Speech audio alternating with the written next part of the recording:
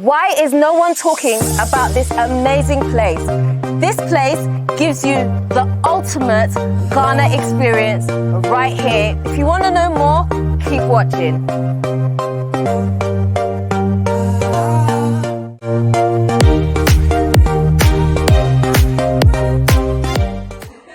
Hi guys, welcome back to another episode of the Move Me Back series. Today I'm so grateful to be able to speak to Michelle. Hey Michelle. Hey, thank you for having me. Absolutely. I'm so excited to speak to you. I feel like I want to talk to you about your whole journey of moving to Ghana and this whole entrepreneurship thing you've got going on. We're going to touch on that. I mean, you have an amazing space. Thank you. I feel like everybody needs to know about this space. So we're going to share it with you today. So first of all, tell me, how long have you been in Ghana for? I moved to Ghana in 2016. And You've been here a long time. Yeah. Okay, she's a veteran like me. Okay. And you've been here continuously, apart from maybe going away on holiday, you've been here? Yes, I think the longest stretch I've been here was 3 years, from 2019 till just about last year. Oh, okay. Yeah. Wow. Yeah, after the COVID stretch. Yeah. Then I spent like another year, and I went to the States for about 2 months. Okay. For my mental wellness. It's your mental wellness. Yeah. Okay, so is your background Ghanaian? Yes, so both of my parents are Ghanaian, but I was born and raised in New York City. Okay. So what made you decide to, apart from obviously your roots here, what made you decide to do the full move back to Ghana? I think I have a high tolerance for risk, right? So that helped. Well, you need that being here. Yeah. Yes. And when I moved, a lot of people weren't really moving here like that. And I think I was just ready for a change. You know, growing up in New York City, it's very easy to fall into this trap of just feeling like the city has everything you need until you see some of the world and you're like, oh, okay. Yeah. But coming to Ghana, I came in 2015 for my granddad's funeral, and it was the only other place that felt like, okay, this will do. Like, it felt like home, you know, and I hadn't been back for like 8 years. Okay. And I just saw so many different things that were happening, so many changes, and I just wanted to be a part of the change and just, you know, be in the thick of it. I didn't want to come back and then see everything else. I wanted it to be a part of the wave and the change. That's really brave of you, though. So did you come by yourself? I did. You're brave. I told you. Okay, so did you have a plan as to what you were going to do when you moved here? I had no plan. So hold on, you just left and you had no plan? I had no plan. So did you know what you were going to do for money? No. Oh my, okay. So you must have had a fat bank account then. That's the only other thing I could think of because I don't know. Yeah. No, I actually didn't. I'm a serial entrepreneur. So anything that I'm good at, I'm one of those people who are like, well, who's going to pay me to do it? So while I was in the States, I had a pastry business where I made like really cute cupcakes called Posh Pastries. And then I had a mobile natural hair salon. Right. And so what I did was I packed a barrel full of all my skills. I just packed it in a barrel. Something's gotta hit. Right. So I brought my mixer, my hair things, my needles, just everything. I was determined to make it work. Wow. And and I did none of those things. I did none of those things. Right? Yeah, I used the hair to braid my own hair, the cupcake tins and things like that. It just became garbage at a point. But yeah, I just packed the barrel of all the things that I knew I needed to, you know, continue any of these businesses. Should, you know, I come and find that I can make it a business here. But yeah. So once you decided that you didn't want to do any of this business, what was your next step? Like, did you know what you were going to do? I didn't. I'm almost scared to I know, right? Story. I'm like, but what are you going to do if you don't know? Well, spoiler alert, we're here.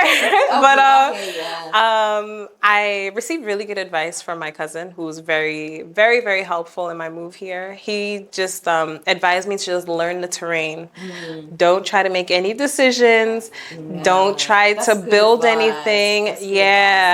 Don't try to build anything. Just be observant, learn the terrain. And that was like the best thing I did. So I just spent most of my time just like really learning the terrain and being observant. Really? So how long did you spend doing that? I spent maybe about a year or so doing that. So then you must have had savings to kind of take you through. Yes. So the first time I came, I was here for 3 months because I felt like, okay, is it a fluke, right? Is it a fluke? Because I think everyone who visits Ghana sees the potential, you know, in the space. Like, oh, I can live here, right? So I'm like, can I? Yeah. Because I think you can plan things really well on paper, but you have to feel it. Yeah. You know? So I came for the 3 months and I was like, okay, turns out it's not a fluke. So then I went back to the States. I worked. Really? Worked, for like 3 months. But I packed like maybe 6 months of working into the 3 months. Whoa. Yeah, I had like 2 jobs. I was waiting tables, like the whole 9. You were determined. I was. When I have my eye on something, I'm just like, it's mine. I just have to do what I need to do to go and collect what is mine. I can already see that you're very brave and ambitious because for you to pack up and move here is a lot because it's not like you have another person where you're going to bounce off and say, no. You know, you're going to encourage each other. When you're feeling a bit shaky, the other person could encourage. It wasn't like that. Like, it's just you. It's just me. But I'm, you know, I was privileged that it was just me because I can't imagine having a child at that time. It wouldn't have worked for me then. Just based on the person I am now as a mom, I'm just like, girl, you were out here. I get it. Okay. But yeah, so I learned the terrain for some time. So yes, I came for 3 months, went to work, and then I came back for I think 6 months or so. And then after that, I just shipped all my things down, and the rest is history. Yeah. So what did your family think when you decided to come back? Were they worried? They were very worried. They were not happy. I think my mom was the most supportive because, you know, mothers. My mother was the most supportive. My dad was like, absolutely not. You have to save for Social Security and this is now you need to work a job. I'm like, sir, I don't think you're going to have any Social Security the way the country's going. You know, I just had to really be realistic and just encourage them to be realistic as well. It didn't work because, you know, Ghanaian parents. But yes, they were very worried and thought that it was a phase and, just let her do it and things. But I think now we're at the point where, because if I hadn't moved here, none of this would have been built. Okay. You know, so what's none of this? You did none of this. None of this. Don't know what this so is. There wouldn't be a Villa Diaspora. So the property was in the family for, I think, since like the early 90s. And as long as I've been coming to Ghana, it hadn't been like a viable place to like really stay. It was empty. Family land. Yeah, so it's family land. Okay. And when I came, it was just like pretty much the bones of the place. So I initially fixed the downstairs to live in myself. And then I started to receive visitors who wanted to do cultural immersion and things like that. And I think through that process, I got the idea to kind of like have this space. And then with the space also came community and just build community within it as well and offer that community to people who want to move here.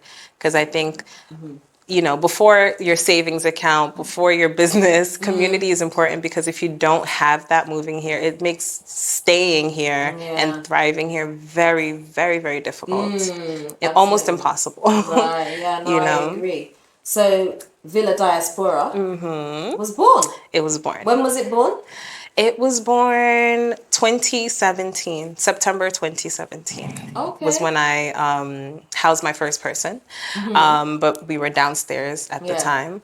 And so 2017, kind of the wheels started turning in my head, you know, because I thought about it, because there are people who are moving here all the time.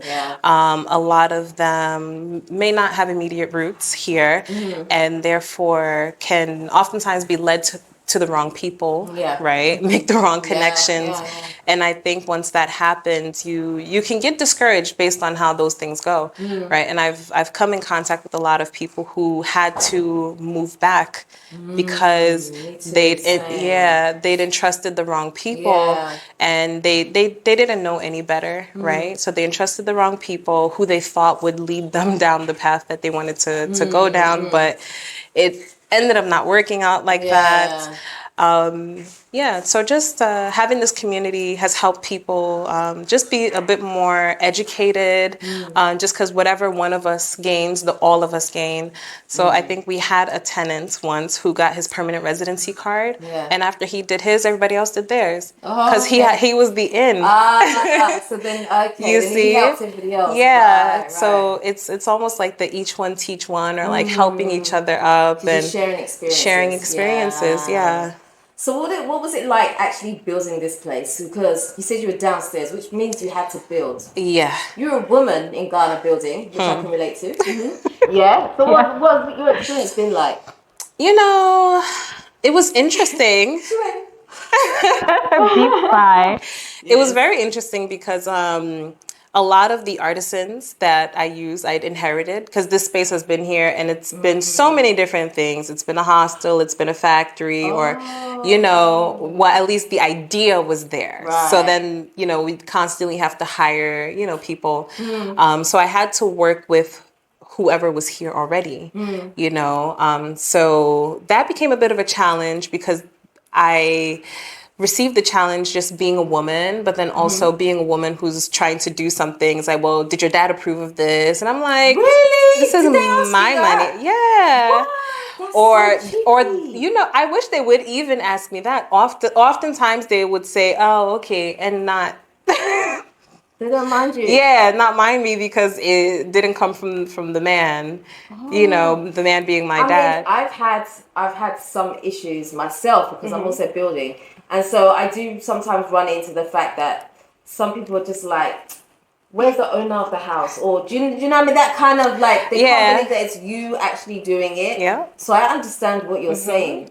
That's annoying. It's very annoying because like I have my money, I want this done. Yeah. And oftentimes you'll have an idea that you want them to execute, and then they'll execute whatever they think is best. But these were like the early days. But one thing that I did learn was in my observations, because as I was learning the terrain, I also learned to become observant and open, right? And I just started to play to the egos of the men. There you go. She said it. There you go. Yeah, I just learned tell us what that means. So it means that like, because I think as a woman coming from the West and wanting to do anything here, even wanting to just live, people assume that you're going to be combative, right? So they're on guard. Right. So just not buttering people up, but like approaching in a way where they would let their guard down. Just approaching things with humor. I learned that through my cousin. He can milk a stone by just like making a smile first, and it's like, okay, just like disarm people and things, because I think when you're building or when you're an entrepreneur, you expect things to be, regimented and do this. I'm paying you. Never ever lead with the I'm paying you, so you have to do what I say. Right. Obviously, we know that already, and you bringing it up will not do well for your case, right? So, just like working together, like, okay, this is what I want to do. What do you think? You might not, exactly what you want to do. You don't care what they think. But I find that they want to, you need to play to this sense of like being a provider that they might have, right? And so I'd ask them questions about their personal lives, because we do business differently here. In America, straight to the point. I don't care. Key information. I don't care that your kid was sick. Why weren't you here yesterday? But over here, I'm like, there's a bit more humor. It's laid back, so in the beginning, or if I'm around, how's your kids? How's your wife? Oh, I found some new girl for you. Just like the inappropriate banter that men engage in.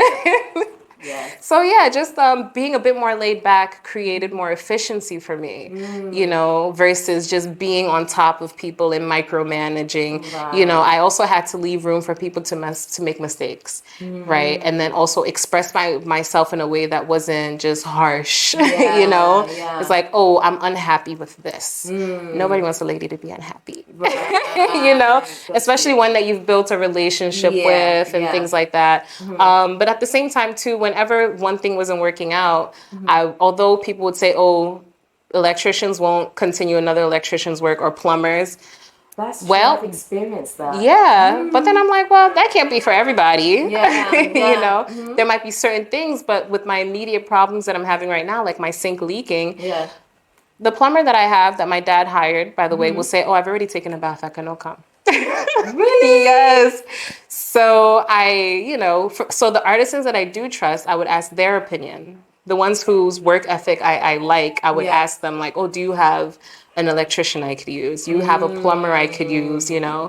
In Ghana, you always have to build your Rolodex, especially as an entrepreneur. Absolutely. You know, so when you have a good experience with one person and, you know, because how you do one thing is how you do everything. Right. And if you've become a person of quality, chances are you've surrounded yourself with quality people. Even if you're an artisan, even if you sell whatever on the streets, right? You have a standard. So I want to know, and you know my standard because I hired you, right? So can you recommend, you know, a plumber? It's always about plumbing. Yeah, I know. It's that kind of trade. Yeah. Right? Wow, okay. Yeah. So tell me a little bit more about Villa Diaspora. What kind of facilities do you have here?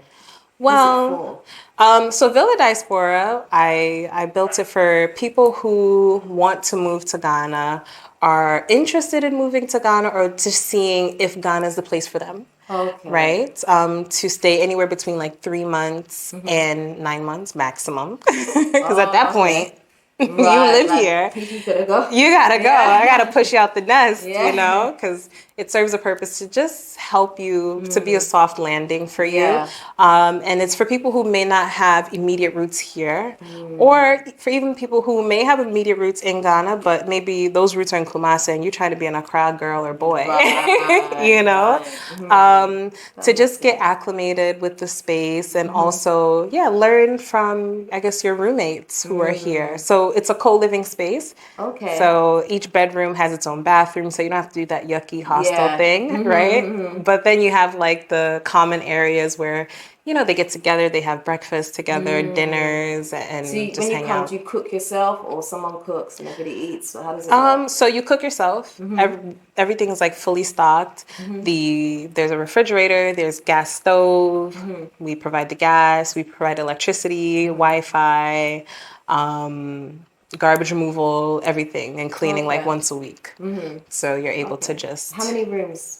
So up here we have 3 rooms. 3 rooms, okay. Yes. And then... So is it just the upstairs? Yes. So for now it's just the upstairs, but we're building a bigger side. Scaling up. Where like if you're like, okay, I love this space, I love the community that I've made here, I never want to leave, because we have those moments, right? So we have 8 apartments where you can rent like a year to 2 years. So it's like finding your home here. Oh, that's nice. Yeah, versus... Is it on Airbnb as well, or how do you... No, we're not on Airbnb just because you know, for screening purposes. Yeah. Okay. So how have you been able to find your target audience? How do people know about here?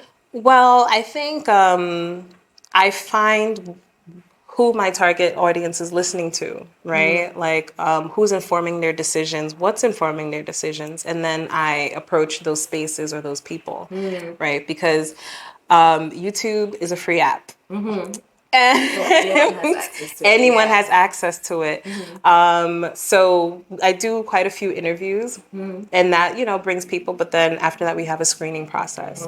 Another thing that I will do is go to the spaces where these people are at, or collaborate with people who are helping people on their move, and also helping them find a place to live. And it's like all built in. It's like the perfect situation, you know. And I think most of our tenants are from word of mouth, based off of people who've stayed here and like found it to be very, very helpful and useful for them. They will then pass on the word, and it's been really cool because it's kind of like a growing family where you're meeting the extended members of other people. So do you keep these connections even after the person has moved out? Oh yes. Oh yes. Nice. Whenever, because some people are here to see if Ghana works for them. So they'll be here for 3 months and then they'll go back to like save or prepare or like plan, unlike like me. And some people are staying here till they find a place of their own or till they have finished building their home. Yeah. So a lot of them are still here. So I think this past May Day, we all went to the beach. So we get together every now and again. So that's nice. So it's an actual community. And what I found most surprising is that a lot of them, when they go back, they actually hang out together in the States. Really? Oh, yeah. okay, without you. Yeah, without me. I found that to be so heartwarming. Even we had a tenant whose parents came to visit, and one of the tenants went and visited her family as she's here. Wow. You know, so like the connections and communities that people are building here are deep. Yeah. You know, so it's like family. You need that support. Absolutely. Sure. Like it's the difference between life and death sometimes. Yeah. You know. So has this been able to fully support you financially, or do you do other businesses aside from this? Well, you know, living in Accra, stay by plan. Yes. You have to do at least 3 things. Okay. So true. Oh yeah, because anyone who moves to Ghana, you have to build entrepreneurship into your plans.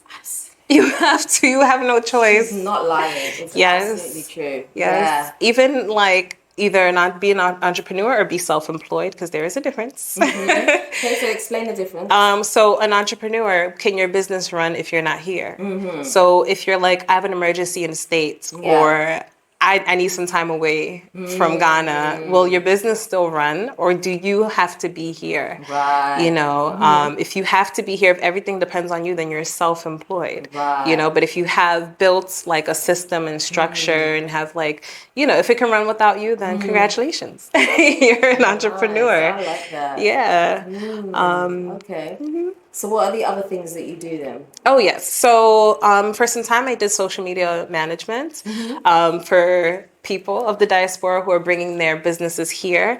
I found that there were a lot of really interesting business ideas that people had, but could not figure out how to convert the Ghanaian, you know, to convert the Ghanaian and also to find their Ghanaian customers, right? And I think oftentimes it's like small things like the language you use, the visuals you use. So kind of like translating that in a way that, you know, they'll kind of translating it in a way where their ideal customer will find them, you know, and, you know, will start that relationship of, you know, customer and business relationship. I've also done e-commerce. Okay. I hands at everything. Okay. You have to. And what I love about living in Ghana and being an entrepreneur or just being entrepreneurial is that there's so much. It's a land of freedom, right? And opportunity. Because if you have an idea, like there's very little standing in between you and that. It's so true. Like I can fully support that. It's so true. I feel like when you move here, you will find what you're good at just naturally. You'll find things to do a different way. Or you're like, I need more money this month. What can I do? And you'll be surprised what you'll come up with. Yeah. There'll be something. There'll be something. And then next thing you know, you're doing it for more people. And you're like, wait, I should. Yeah. You know? Yeah, because we're all coming with skills that whether, you know, our community could benefit from, or the communities we find here could benefit from, you know? So I think the e-commerce side it was one of those things I was doing kind of like for fun, but not really, you know, but it was like one of the more fun businesses I've done. So I just made like nostalgic t-shirts for people in the diaspora. Oh, really? So I had a shirt that said, I want one of those. I'll get you one, don't worry. Really?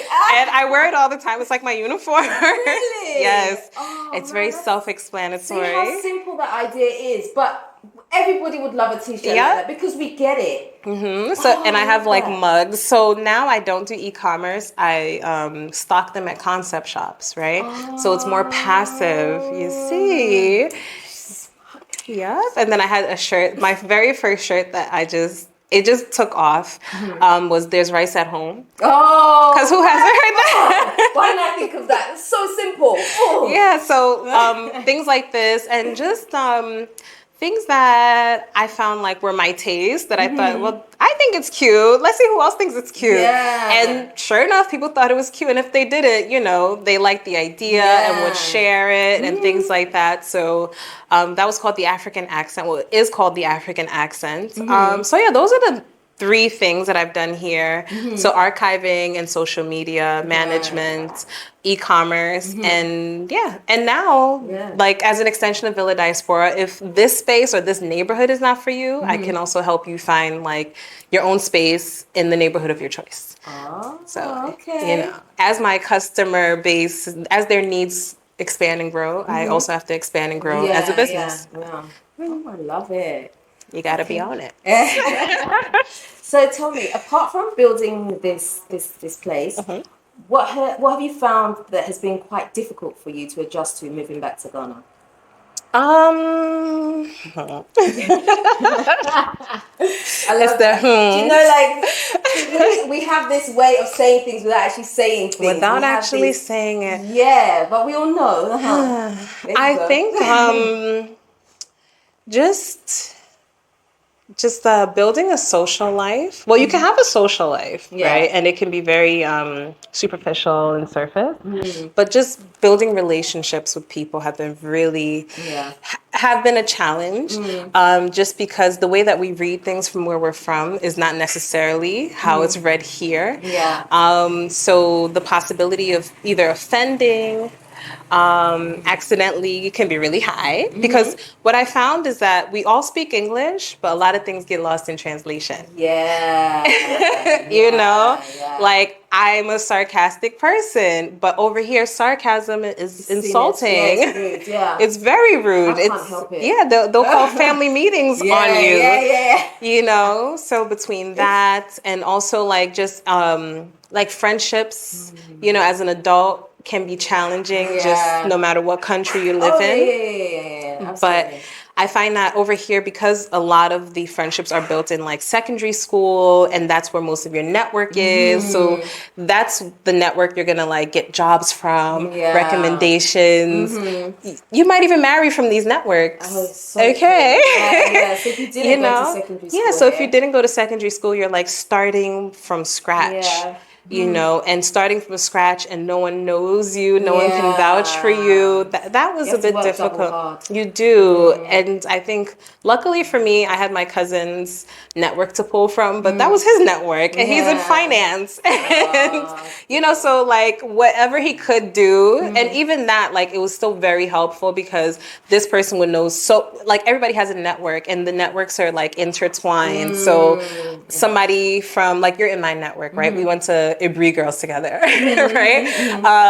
So you're in finance, I'm in the creative space, but I need this thing, right? So you might know somebody in your other network somewhere else that might be able to help me, you know? So it's like a web, you know? So before social media, there was secondary school links, you know? So that was really challenging, and I think it's also part of the reason why I made sure community was such a huge focus for the space. It makes it so much easier, because even something as simple as like, oh, I want to go here, right? And I want to hire a driver.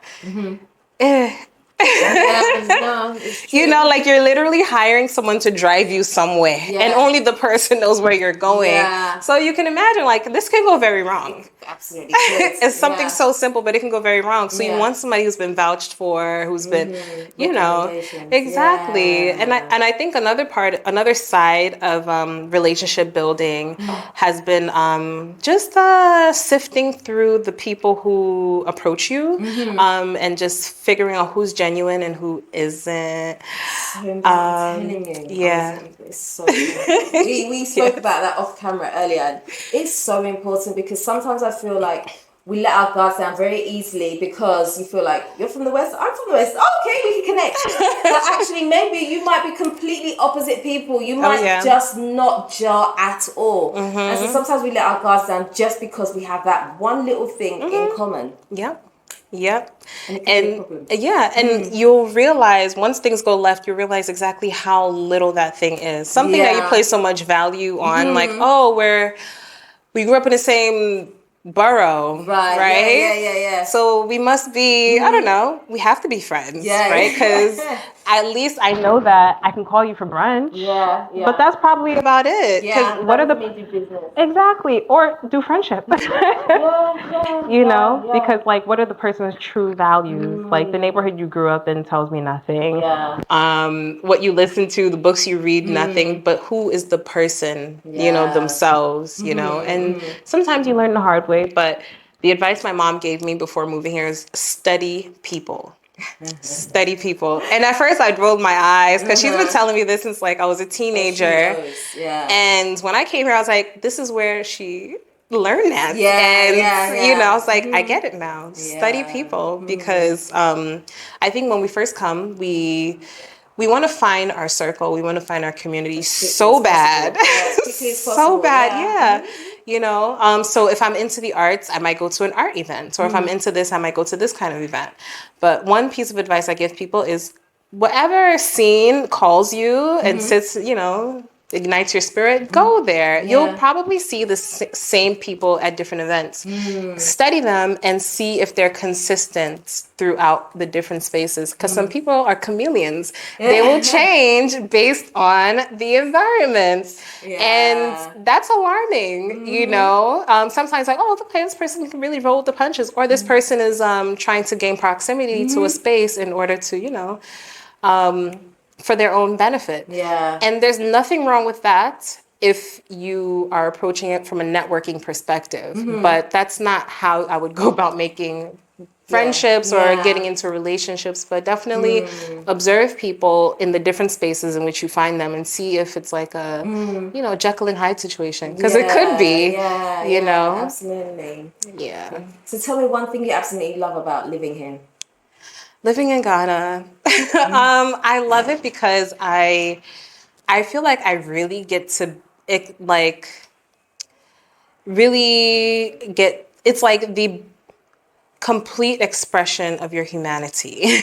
I relate. You have to use every bit of your brain, every bit of your intuition, every bit. You have to be observant.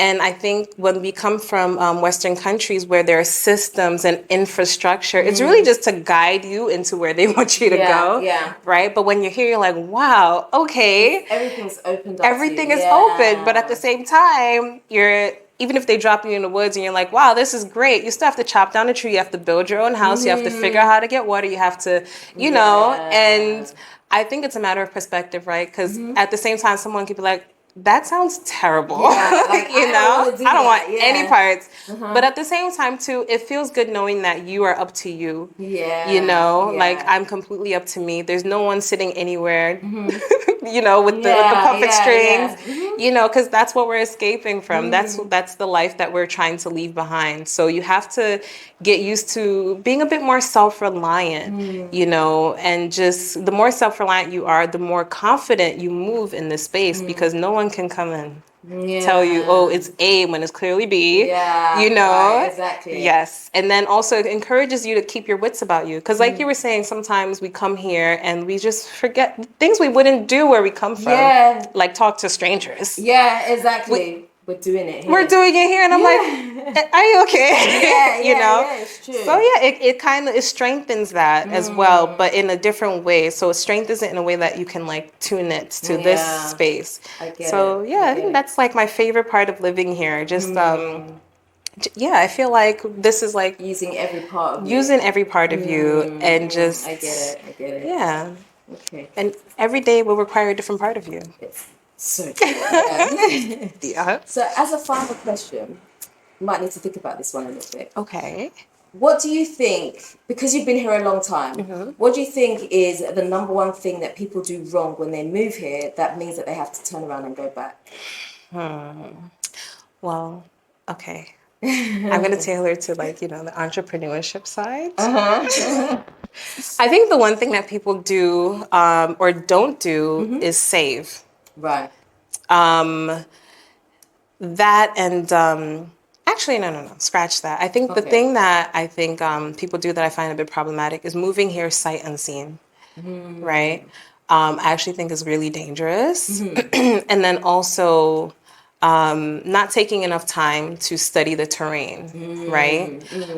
Because there are people who, although they come here and they study the terrain, I find that they only stick with one pocket of the population here. Right. You know, so even in their entrepreneurial journeys, let's say, okay, I've been here a year, and what I've realized is there's no, I don't know, Starbucks situation, or there's no like Dunkin' Donuts where a girl could just go get like a whatever and some donuts and just dip, you know? So, but you have to understand like that pocket that you're interacting with is a very small population here, right? Oh, yeah. So, but at the same time, donuts are made with flour, sugar, and so is bread. So maybe bread is what you should sell, not donuts. Right. So really, really learn when you're learning the terrain, just spread out, you know? That's magic what you just said. Because it's so true. It's so easy to say, this is a great business idea because you're only looking at it within your own very small circle. But actually, that may not be enough to support what you need to do. You need to look a lot wider. What do the masses need? As you said, it might not be donuts. It might be bread. Definitely bread. Yeah. Tea bread, butter bread, all the same ingredients. Yeah. But it's a lot more profitable because everybody, no matter the socioeconomic level, will eat bread. Yeah. Whether you're eating it with tea or eating it with eggs, you're making a sandwich with things you bought from the mall, or you're just like butter you bought from the container store. Like, it's all going in the bread. I can't remember the last time I had a donut, actually. So you're right. But when's the last time you had bread? Oh, gosh. Yesterday. Yeah. See? Yeah. Right. Yeah, so that makes sense. Wow. So, yeah, that would be my advice. That's great advice. I love that so much. So, where can people find you if they want to book here, know a bit more? Well, if you want to get some more information, we are online. We're on Instagram at villa.diaspora. You can also send us an email at info@villadiaspora.com. And you can also find us at villadiaspora.com. So reach out, join our community. We're fun. Lovely. I'll put all your links into the description box anyway, so people can easily find you. Thank you. But thank you so much for allowing me to see your space and to speak to you and share all your information and stuff. You're welcome. Thank you so much. Thank you. So guys, that's the end of today's video. I hope you've enjoyed it. This is an amazing space. You should definitely contact Michelle if you have further questions or you want to know more about this place. She's definitely available for that.